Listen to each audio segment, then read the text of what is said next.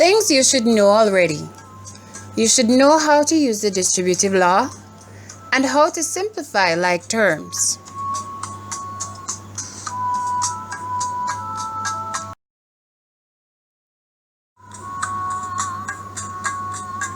Some key terms to bear in mind. Expand means to make something bigger. Simplify, the opposite of expand, which means to make something smaller, easier to read and understand. Multiplying integers. Remember, same signs gives a positive result and opposite signs give a negative result. For example, a positive times a positive will give us a positive answer, or a negative times a negative will give us a positive answer. But a negative times a positive will give us a negative answer, and a positive times a negative will still give us a negative answer.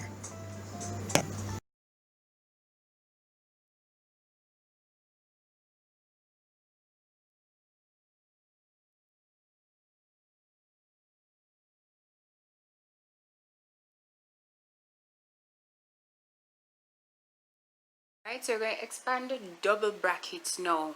Part 2. Look at it. Bracket, bracket. It looks long and complicated, don't it? But it's actually simple. Let me show you how it's done. So we said that we're going to use the distributive law when we see a bracket and there's something on the outside of that bracket, even if the thing that's outside of that bracket is another bracket. Now, I'm multiplying each term by each term. Watch that.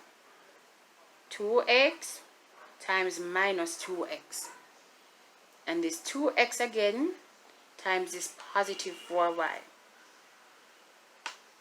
Then what's next is going to be this positive 3y and this negative 2x. And after that, what would it be? You guessed correctly. 3y times this 4y. So let's look at what it's actually saying now. I'm using my first arrow. 2x times minus 2x.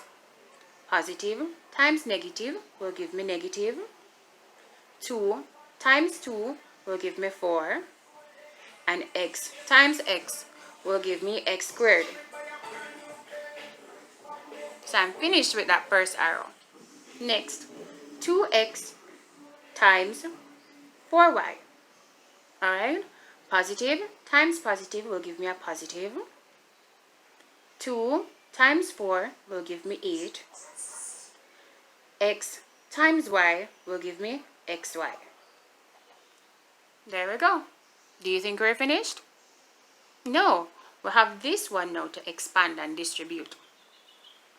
So, positive times negative gives me a what?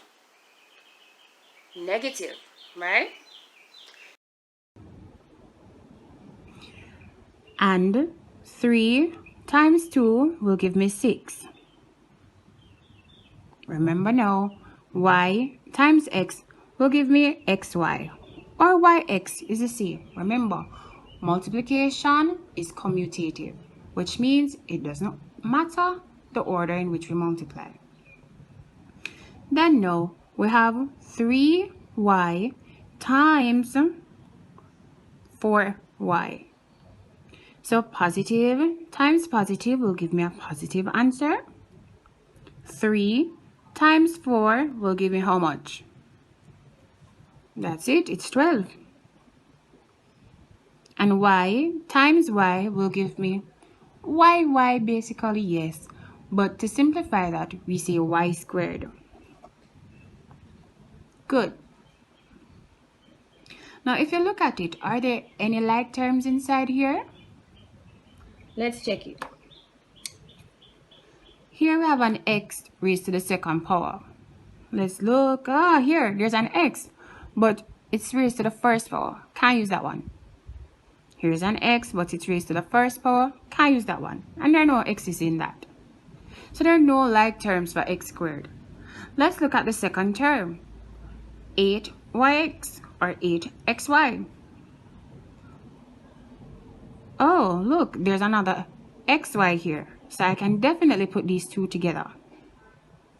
Are there any other like terms inside there? No. The y squared is just y squared by itself. There are no other y squareds there. So I'm going to put them together. So I have minus 4x squared. And if I have 6xy, and if I have 8xy rather, and I'm taking away 6xy from them, I'm going to left back with how many xy's? 2. And it's going to be positive because I'm left back with it. It's going to be positive. 2 xy's. And then I add on my 12y squared. And I'm finished.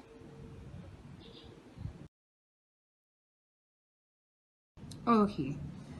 So here we're expanding the same question. But I'm wondering, can the box method help me? Let's check it out.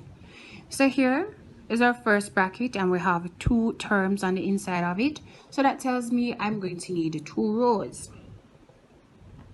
Here's our second bracket and I have 2 terms inside of it.